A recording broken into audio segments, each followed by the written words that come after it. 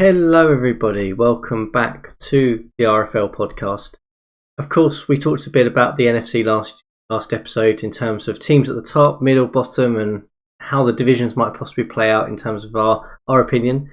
Today is our turn to look across to the other conference, the AFC, and try and break down the divisions, who we think is going to be at the top, which teams may be already looking at a bit of a rebuilding season, and which are kind of possibly in the playoff hunt. And to do that, I have Rasp back again. He has not been put off by the first episode, so that's fantastic. Great to have you back, Commissioner. Are you ready to have a little look at the AFC? Absolutely. Thanks for having me back. So AFC, as if you watch podcast 4, which was the first part of the looking at the NFC conference, we're now looking at the American Conference, and the AFC East, just like the NFC East, are going to have some crazy and interesting battles, and it is anybody's to win in that division. I wouldn't even be surprised if you see both wildcard teams come out of that division this year. So at the top, we have Super Bowl winner Buffalo Bills, who has a young team, and has continued to add talent to that team. So I don't believe we have seen Buffalo by any means peak out yet. They are absolutely killing it as far as roster management and kind of moving in there. And they're right now, they're the team to beat. However, you have Baltimore Colts, who last year really came out of nowhere, and this was your team, Coach, and you actually won the coach or the owner of the year, which is Run Runner Award, for having run your team so well. You really came out of nowhere. You had no name players, and you were able to not only challenge but scare the other teams when playing against them. And this year you have added Elway, which is going to be a lot of fun for you, I think. I had Franz Harkinson, and he retired last season, and I replaced him with Wade Wilson. But I believe Elway has a very similar build, has a very similar play style, and matter of fact, maybe even better than Franz Harkinson. And if you can't stop him in the air, he's going to run. And I would not be surprised to see him as one of the top 10 rushers for next season. And as well as being a top passer, I think he's going to have that much. And so I think that the Colts is going to be a scary team to play as well. And then, of course, the Colts had to face off with the Patriots, and the Patriots have been one of those longtime teams who has been managed extremely well, has a very good GM, a competitive GM, and has won the Super Bowl and makes the playoffs almost every year. And you can't rule them out because Shark is he knows how to play the game. And then you have the Miami Dolphins, who over the last few seasons let's go back to the beginning. So in 1976, if you listen to the podcast 3 for drafts, you heard Sal kind of talking about what his strategy was with the Dolphins, and that he was always looking to get Marino into Miami, which I'm a Miami fan myself, so I've totally am on board with how Sal is running that team. So as far as the Dolphins go, I think Seo really built this really strong team in the beginning and really dominated early in the league. The players started to age, and they're still really good, but he was able to then move those players, which I call player capital, into draft capital. He's very good at taking what resources he has on his team and using them as much as he can for success, and then moving them over and bringing in some stuff to refresh them. And he did a really good job of piling up his capital, his draft capital, and his player capital in order to get to where he needed to.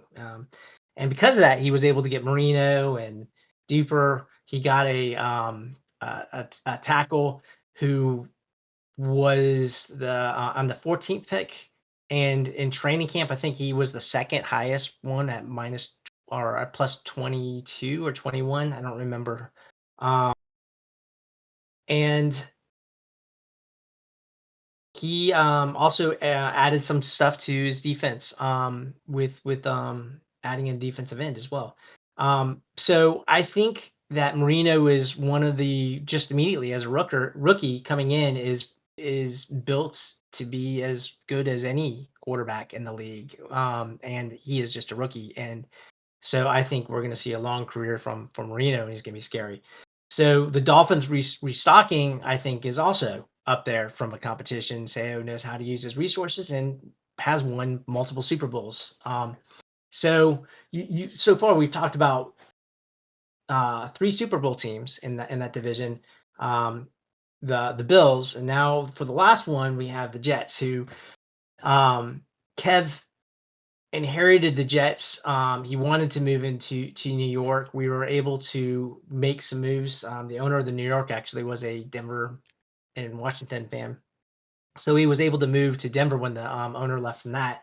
Kev was able to pick up the Jets, and then he just made a deal with San Diego to bring in Ken O'Brien, who was the quarterback for the Jets at that time period. So I know that he's very happy over that.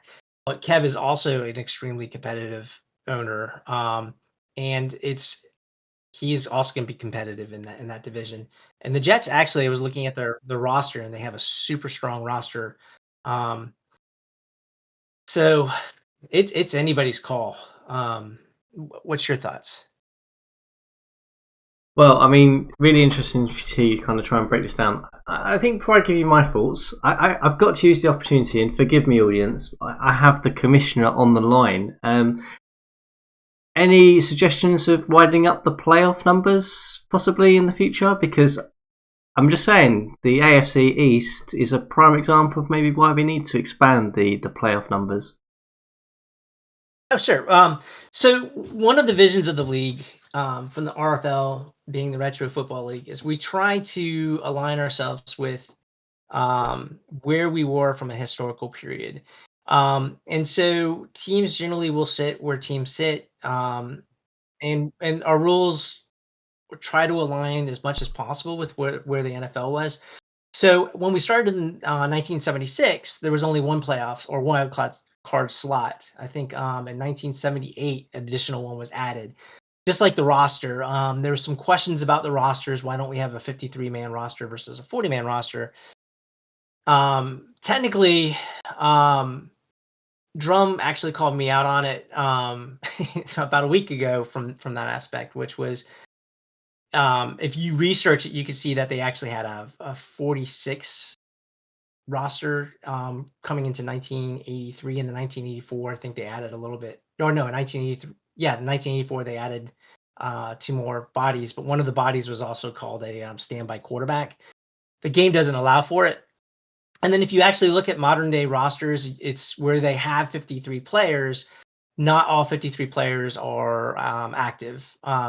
So as far as playoffs go, we want to maintain that structure of historical. This is what was allowed during this historical time period, versus where we're rewriting history themes coming to things such as team names or stadium moves. So when a team historically gets the opportunity or has moved to a different city, for example, I think it was 1980, or I think it was 1980 or 81. The Oakland Raiders were supposed to move to Los Angeles. At the time, the owner had the option to say, no, I want to keep Oakland in Oakland. This is my stamp on history. Um, And so we respect that. So Oakland is still in Oakland, even though in 1983 they were Los Angeles Raiders. And just like Baltimore will have that opportunity next season to make a decision. So as far as the alignments of the playoffs go, we want to, or from my vision, I want to stay in that structure of historical structure where if they had two playoff teams, we keep with two playoff teams. When the NFL expands, then we'll add additional playoff teams at that time. I'm going to be honest, I'm a little bit disappointed by the answer, but that's probably because I sit in the AFC East, and as you rightly mentioned, Rasp, with your descriptions of it, that I personally view this as the most competitive division in the RFL. For the reasons you outlined, really, you have 3 Super Bowl winners that sit in this division. You also have Miami, who have had, we talked about Washington on the last episode, but they probably also had the best off-season, obvious reasons, with Dan Marino and all kinds of other great talent arriving in that southern region. But obviously you've got myself with the Baltimore Colts, who had a good season last year, added Elway. It's really, really hard, right? And we've got the Super Bowl winner sitting in there in Buffalo, who have also added a bunch of talent. And I mean, looking at the division, I think there's an argument you could say for any one of those 5 teams to be up the top and take the division this year. That's just simply how competitive it is in that division. If I had to stick my neck out, I would probably say I think Buffalo will still take it. There's an element of talent, experience, been there, done it, got the t-shirt, that will probably get them over the line. I think they are going to have to be unbelievably efficient, not have any injuries to get that top spot. Any slip up whatsoever, and any of those 4 other teams will be jumping at the bit to get up there. I think it's what's going to make it fascinating is every single divisional game is going to really, really matter in this division in particular. And not just necessarily a case of against a back-to-back in terms of two games against one set of team. Every single one of those games are going to be really important because we're going to have some really, really interesting tiebreakers possibly in this division. And that's how I kind of see it. I think you've mentioned in a lot of detail as to why each team probably in their own right will be sitting there this off-season. Well, we are now sort of the pre-season games we're going to take the division. And I think every single GM in that AFC East will be thinking that, and will be thinking that for very good and just reasons. Every single team has a bunch of talent. Every single team has performed well, has either won a Super Bowl or has shown signs that they are improving. And it means it's going to be absolutely incredible. The fact that we've got the number 1, number 2 pick as well sitting in one division is just interesting in itself, because I don't know about you, Ras, but I can't remember the last time I've ever seen a situation in real life or in any sort of multiplayer league for draft day sports, for example, where the number 1, 2 and number 2 pick are both the same position. They are going into the same division, so therefore their matchups in division are going to be the same. Obviously, the other schedule might be slightly different, but it's probably going to be the most even kilter in terms of seeing how those two perform in a sort of equilibrium. It's going to be fascinating to see as well. And their styles are so different, though. Between Elway and Marino, I think Marino is a solid, or is the classical pocket passer who's just going to be doing deep throws and just putting up numbers. And Elway is going to be beating you every other way as possible using his legs and using his intelligence. They're both clutch quarterbacks, so when it comes to the end of the games, both the quarterbacks are going to be stepping up to do things. It's going to be insane. And, Washington's got Kelly in there, and I don't want to dismiss him, but I think we can maybe talk about the quarterbacks a little bit later. But inside of the division, I do agree with you. I feel Bills is the team to beat. I think they've proven themselves. They're at their prime. And I think the next tier is going to be really interesting. I do feel that the Colts is going to be chasing. The Dolphins, I think, are going to be there. I feel like their defense. They're going to need to focus some more on their defense to take that next step. I think Marino's going to take them a long way, but I think it's going to be the defense that's going to be their Achilles heel. Patriots are very unpredictable, and I think Kev inheriting the Jets is going to be under fire to perform, but I feel like he might be. He'll be in the mix somewhere, but I think Buffalo's going to be the team to beat. Yeah, I mean the AFC East is going to be really interesting. Let's jump our mind over to this Central Division though. Got some really interesting franchises here as well, Rasp. Yes, indeed. So the Central is interesting. I feel like the Central, where they don't have the glamorous battles happening in the East, they're going to have their own battleground to win that division. They always do. There is a rivalry between the Oilers and Steelers that have gone on since the beginning of the league. And last season, where the Oilers actually won the division, they, based off of faulty game logic, lost their opportunity to be in the playoffs, and the Steelers were actually injected instead of the Oilers. So it's that close of a race where they're the tiebreakers all the way get down. And if you're playing in this game, you don't want to leave anything to the game to decide the tiebreakers. This is the second time that's happened. But Pittsburgh losing out the division, but making the playoff appearance for Houston, almost made it to the Super Bowl. They made it all the way to the conference championship.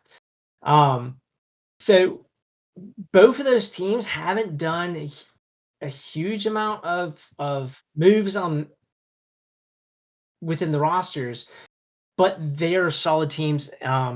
And Pittsburgh's, where they're aging, they still have a really good team. They're under a new owner. The owners have made some he's made some trades that have raised some eyebrows for good and bad. But it wasn't anything huge. I think he did a good job of filling in some gaps that he needed.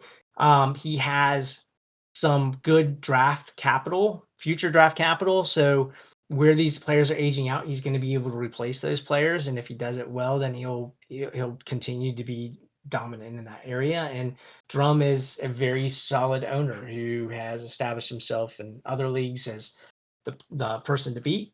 Drum being the Oilers owner, and I think you're going to see that. But you can't roll out Cleveland or Cincinnati. Cincinnati is always in it to win. They're going to be pushing the top two tiers, and the Browns have made some decent moves in the offseason as well. So I think the Browns will also challenge a little bit, but it's going to be interesting to see how Pittsburgh and the Oilers really perform against each other to see who wins this division. Yeah, I mean, I think you're right in your reflection that I think Houston and the Steelers are going to be the two that come out on top in this division. They have been for a while. I think they will continue to be like that for a while. The caveat is that obviously the Steelers' new GM is arriving, and anyone who knows the background of the new GM, he is well established in draft day sports, so he is used to having a winning and competitive team. So I'm pretty certain that the Steelers are going to be a winning and competitive team. Talent plus strategy will certainly elevate them again. I think it's going to be neck and neck between those two. Obviously, both of them have got different challenges in terms of roster construction. The Steelers have got an aging roster, but I think they've come through most of training camp unscathed, which is a fantastic win for them. The Steelers, the Houston, I'm just going to shout out. It's a fascinating thing with the wonderful world of draft day sports.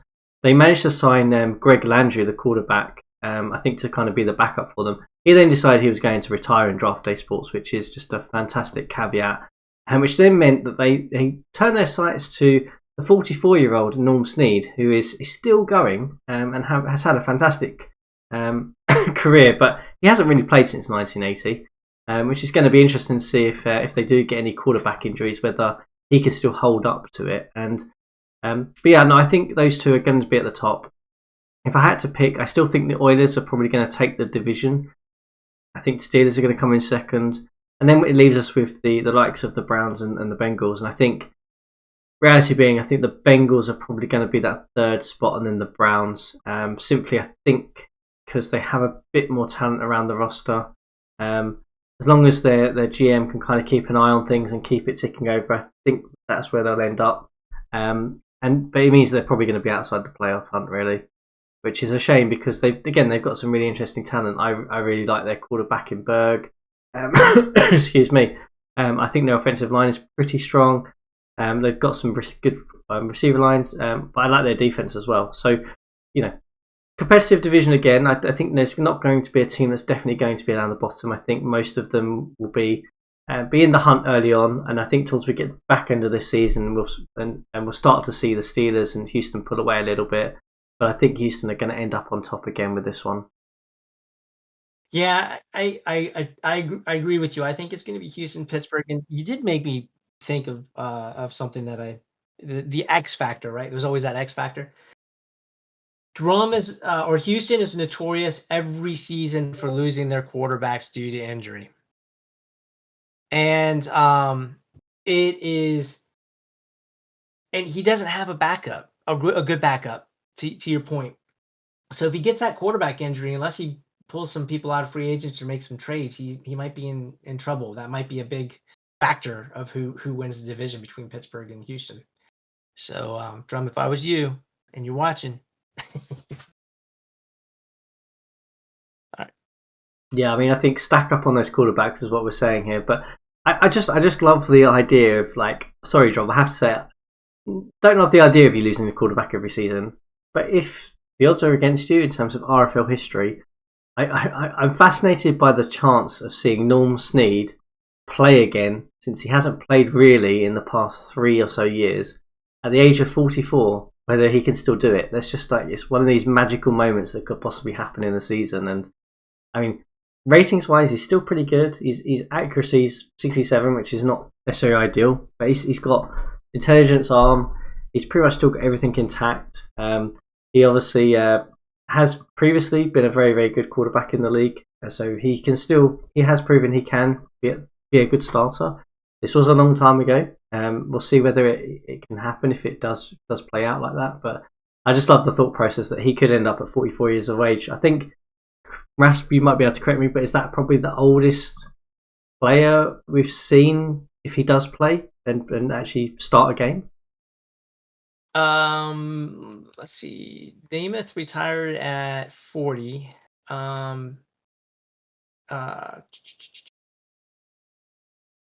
Give me a second. I'm trying to remember. Fran did it at 42. I think Fran was the oldest starting quarterback with at 42. Fran Tarkenson. Yeah. Okay, so what we're basically saying is, Drummer, you got to play him for one game. You got to play him for one game, even if you haven't got an injury. You don't care if the division's on the line, which it probably will be, given the historic performance of the Steelers and yourselves. Play him for one game. We've got to get the 44-year-old out there to break that record. No, but I mean, in all seriousness, obviously, I hope the quarterback situation alleviates itself from the Oilers, and there is a neck-and-neck battle with healthy teams in this division. But yeah, fascinating insight into the Central there. Let's move our minds over to the AFC West. Probably a bit more of a top and bottom in this division in particular. Yeah, indeed. Oakland's definitely the team to beat. Oakland has a good roster. Had a new owner last season, where there was some speculation. Will he be able to perform with the Oakland team? Because it's a good roster, but it's not a top tier roster. And with that roster, he was able to dominate the AFC West by 4 games to the next runner up. So Oakland is definitely going to be the team to beat.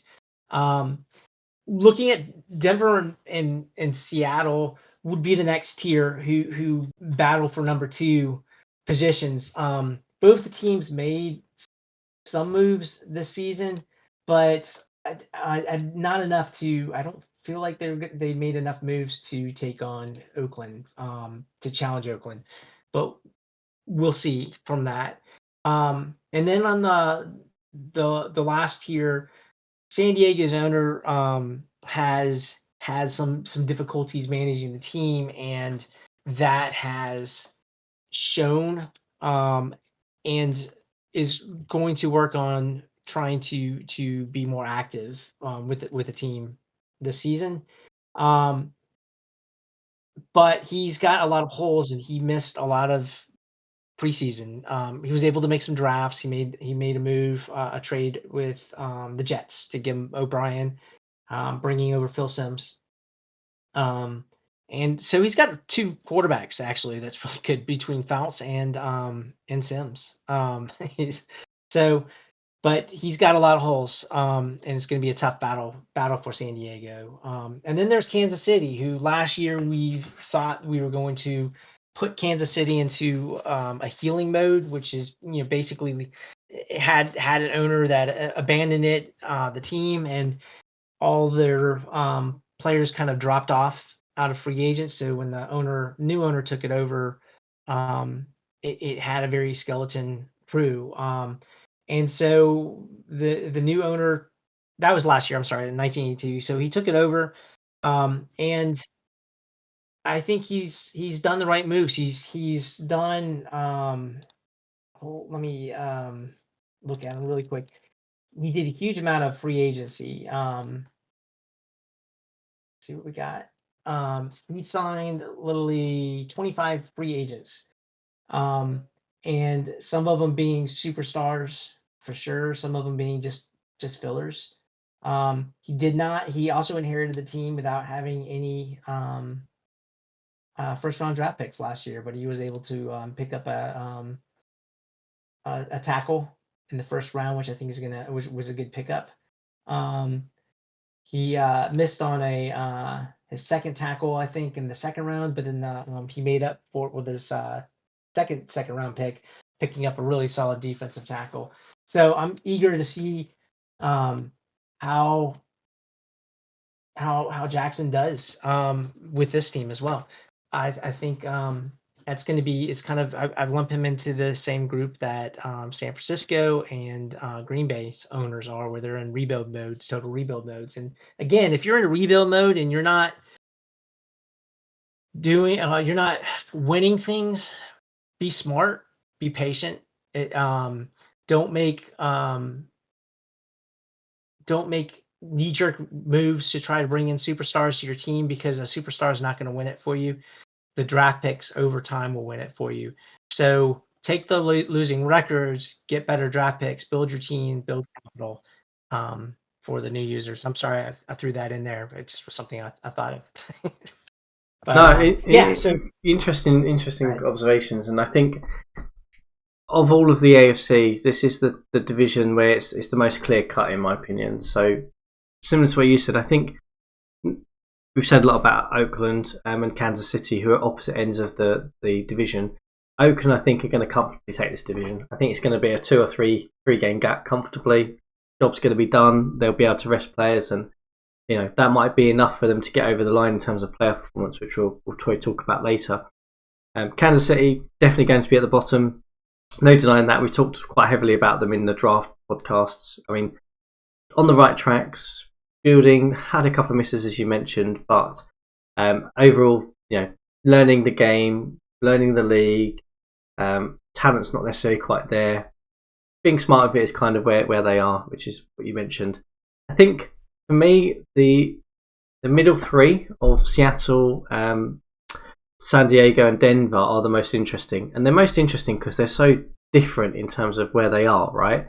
So we can talk a bit about, in my opinion, I think the Seahawks are probably, they're a good team. They're not a massively definite lock on for being a playoff team. They're a good team. They will give anyone on any given day a good run for their money. They have some really interesting sort of personnel and players.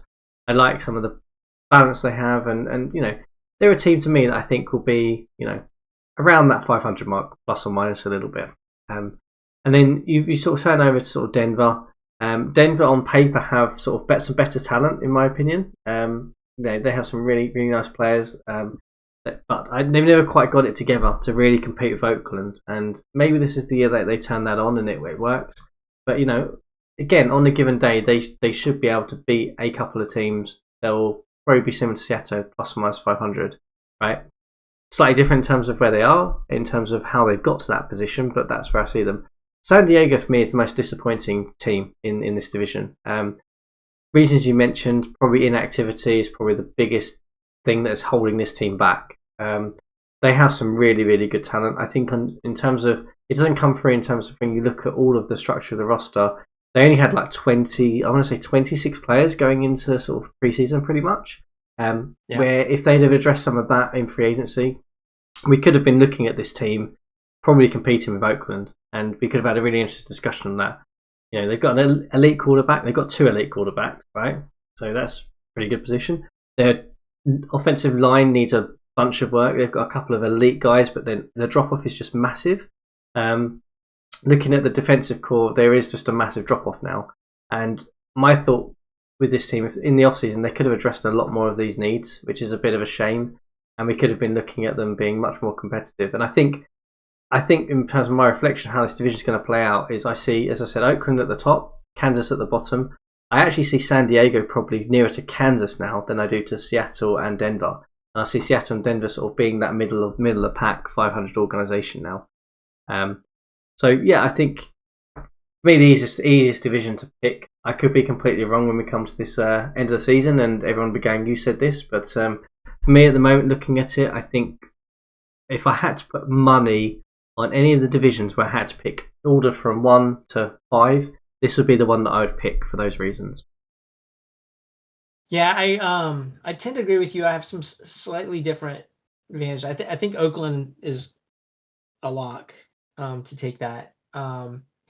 San Diego, it really depends on the owner's ability. I know he's still going to be strapped for time, so he may be. I think San Diego may be the bottom. I think we're going to see the Chiefs go in a positive direction with wins this year, and compete a little bit with the Seahawks and the Broncos, but probably he'll get closer to that middle tier. But the X factor in this is the Denver Broncos, who I forgot. Durgo Joe, who's the new owner I was talking about with the Jets, with Kevin taking on the Jets. Well, Durgo Joe is taking on Denver for the first time, and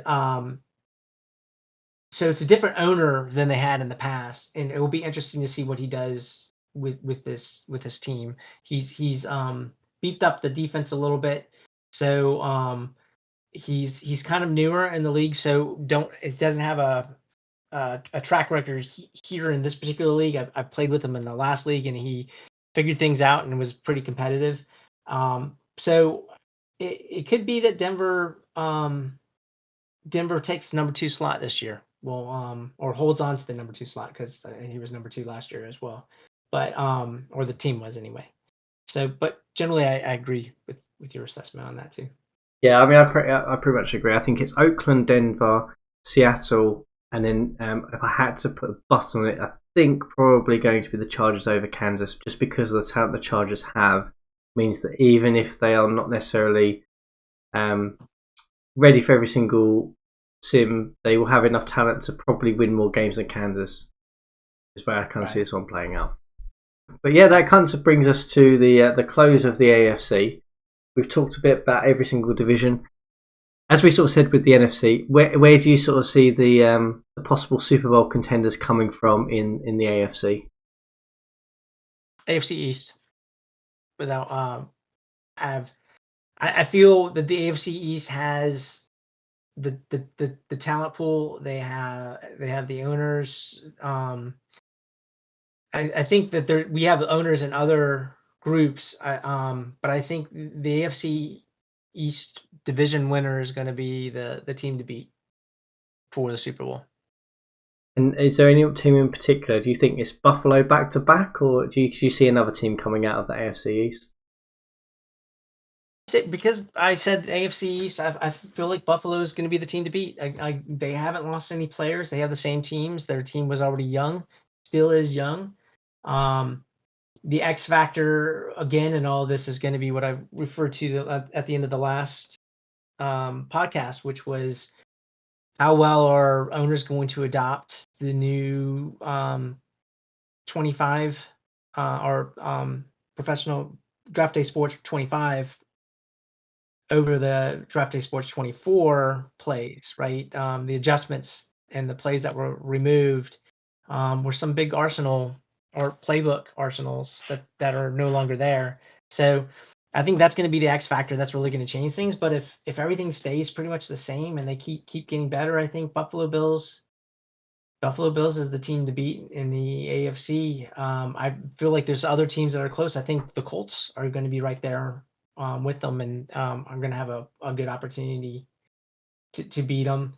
Pittsburgh is they almost beat Buffalo last year, so Pittsburgh has a strong opportunity. They didn't lose anybody either. They added a few pieces to fill in some holes. Depending on how the owner works with his team, if he's successful in other leagues, then he very well could maybe take on Buffalo Bills and take it over from there. Yeah, I think that's interesting. I would have the only other one team I would have said probably will come out of this and possibly be certainly contending, I think, is Oakland. I think Oakland, because of the easier ride they're going to get in the division, it means that they're going to probably be able to keep everyone healthy for when it matters in the playoffs. And I think that also winning that division will mean that they probably obviously get a better sort of seeding, home advantage possibly, which will hopefully get them to the point where they can get to that conference game in really, really good shape. I think for any of the other teams to kind of even get to that position, they have got to go for at least one very, very competitive team, which I think will probably stand Oakland in better stead. But, we'll see. I kind of agree. I think Buffalo is still the team on the pedestal in the AFC. For the reasons you mentioned, they are the Super Bowl winners from last year. They haven't lost anyone. In fact, they've added talent. So, that all that combines to basically being they're at the top. To knock them off, you've got to beat them. So we'll see how it plays out. And then, I guess, stepping back into sort of our conclusion, really, of the RFL as a whole, Buffalo obviously mentioned going to be the contender probably in the AFC. In terms of the NFC, is there anyone you think on that side of the RFL that could probably knock them off their perch? I mean, we talked a bit about the Saints last time and Dallas probably being the top end of the NFC. Do you think they've got what it takes to actually pit Buffalo if there was a matchup between them? Yeah, I feel the Saints definitely could give them a run for the money, but they did lose to them last year at the playoffs.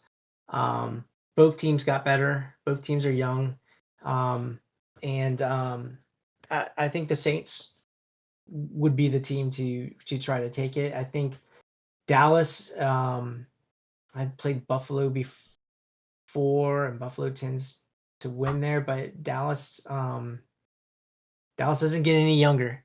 Their team's not getting any younger, right? So I still feel like there's some teams to watch that I'm really interested to see in the whole playoff thing, and that's the Cardinals and the Colts. Specifically those two teams, and I'm not saying that because we're doing this, but I feel like those two teams are primed to step up and raise some eyebrows this season. So, but I feel like if I was going to go with a safe conservative bet, it would be Saints versus Bills. But that's my thought. Yeah, I kind of agree with your reflections. I think Saints-Bills matchup is just an enticing one for anyone in the RFL to watch again because of how well they did last year, the talent they've still got, plus adding talent. I think it'd be a fascinating matchup to see how they do against each other again. Because as any of those moves, any of those slight changes to improve the roster, have they made just enough to get either of them over the line again, or maybe for the to sort of topple them in terms of the Saints. It's going to be really interesting. And I mean, as you mentioned, when we get to the playoffs, it's a narrow window of number of teams, and every single one of them usually in there is elite for their own reasons. So we'll see how it certainly pans out. But I kind of agree with you. I think for me personally, I still think the Bills are going to be the top one. From the NFC, I think I'll be interested to see how Dallas gets on early. Dallas, if they, as we mentioned last time, if they struggle in that division, which is really competitive, that might be an indication that it is the decline of that team. Finally, probably not. There's a bunch of Hall of Fame players sitting there, but and then obviously the Saints are still going to, I think, come out on top in the NFC and particularly in their division. So yeah, going to be fascinating to watch. Who knows? We'll see once we get through week one. We'll kind of probably be reflecting on our predictions and views here, and it might well be changing again. But we'll see what happens. And then I guess the final thing before we close off the season preview duo of podcast episodes. Rasp, I guess in terms of thinking of the RFL, is there anything you are going to be keeping an eye out for this season in particular? So one are some of the new rules that I wouldn't say we're forced that we embraced as a league. One of them being the holdouts. There was two players that were held out. One of them was a sleeper player, so that totally made a lot of sense because this was a linebacker, Dinky, who I think was 3 years ago was like a sixth or a fifth rounder with the sleep and made it to the Pro Bowls and has been consistently showing up in Pro Bowl games and being paid as a 6th-round draft pick. So the holdout, I feel like that's a solid rule that was added on there. It called out, hey, this player is making the Pro Bowls, but he's being paid like a scrub. So I think that plays well with what we are visioning this league to be. And it will be interesting to see future sleeper picks if we're going to be seeing a lot more of the holdouts from that. The second thing was before the 1983 season, there's and historically speaking, 1982 they had the player strikes, NFL strikes, and the 1983 was the infamous huge amount of money that they started to give players, and that especially in the drafts and things, and you started seeing the multi-million-dollar deals and everything else to that effect. When we try to apply that or look at it from a game engine perspective and try to take that from a historical area, because our salaries and salary caps and things were built based off of the 1970 models, and then we started going through and we did a lot of simming to make sure that it was balanced, because one of the biggest things that can kill a league is salaries. And if you mess with it too much and the salaries get whacked, it just destroys your league.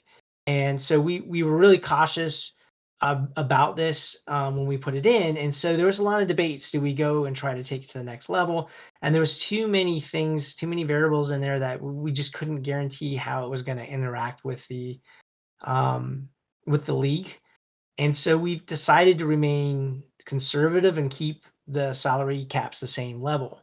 But one thing that we didn't anticipate was the 25 was the holdouts one, which I think was great because it kind of goes to that same alignment. It kind of adds to the emergence of the league, which is, the players wanted more money, and now all of a sudden there's holdouts. So the 25 feature for the holdouts was awesome. The second piece was in the drafts.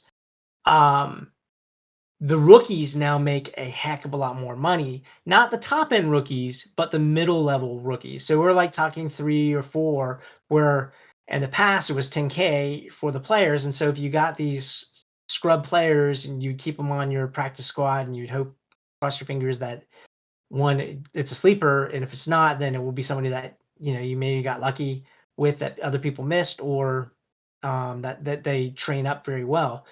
But now all of a sudden the game introduced, and it's non-configurable, these large salaries for these players that have no chance at making any of your teams. But that kind of goes again to the immersion of, hey, players want more money. So it aligns with the storyline that the RFL is kind of playing to. And so we've embraced it, but at the same time, because we didn't know about it, the owners were not budgeting for it. It was an unexpected budget number, which wasn't necessarily a fair thing. And if we would have been able to have like a year to prepare for it. So we've implemented a rule to allow for free rookie cuts for the season. And we'll discuss if we're going to maintain that moving forward or if we're going to just say, hey, this is where we're going with the league. So those are rule changes that I want to kind of watch. That's one of the first things that I'm observing. I guess the question I think is worth asking is, with that rookie salary change, does that mean that there's a projection of salary cap changing in the future? Appreciate you mentioned you've done some testing in terms of probably the substantial change that does happen during this era, which is just monolith change, right? But in terms of over the course of several seasons, cap of rookies going up, salary of rookies going up proportionately probably means there's an extra cap burden that's going to be come along quite soon and quite dramatically. Is that factored in? Have you thought about with your team as to whether there's an appropriate time as to whether that threshold kind of hits and maybe the salary cap does need to be changed? Is that something you're considering in the horizon, or is it a case of we're kind of going to just continue with the path of course at the moment? That's it's definitely weighing on my conscience, and we've been having internal debates between the administrators and things, and the decision moving into after the how to handle the 1982 season where it was only half a season and it was scrubs playing in some cases, and how do we made the decision to keep it for now at this level, but we recognize that moving into the future, if we maintain this low salary base, ongoing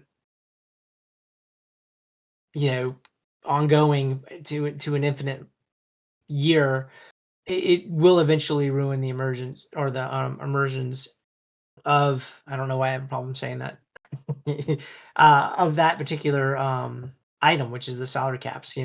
So I think we're going to have to deal with it one day.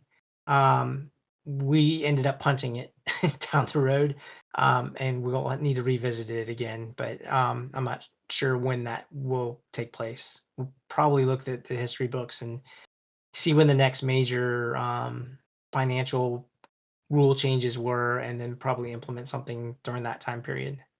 So you've heard it here first, everyone. If you have made it through to this part of the podcast, get yourself planning. Get out the Wikipedia, get out the NFL History Almanac books, and start looking as to when the next significant rule changes are.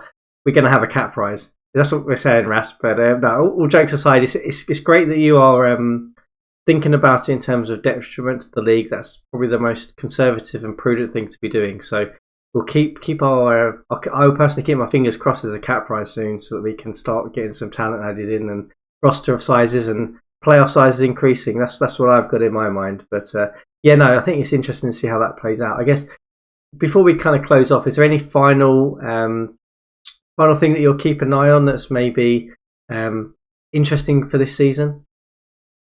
Well, I think the quarterbacks. I think the quarterbacks from this year are going to be super interesting. This is a really, really interesting year for quarterbacks, both on top end where you have the stories of the 44-year-old quarterback that may break a age thing where they're starting a game if Drum puts him in there, or if he maintains luck, he may even start him. Who knows?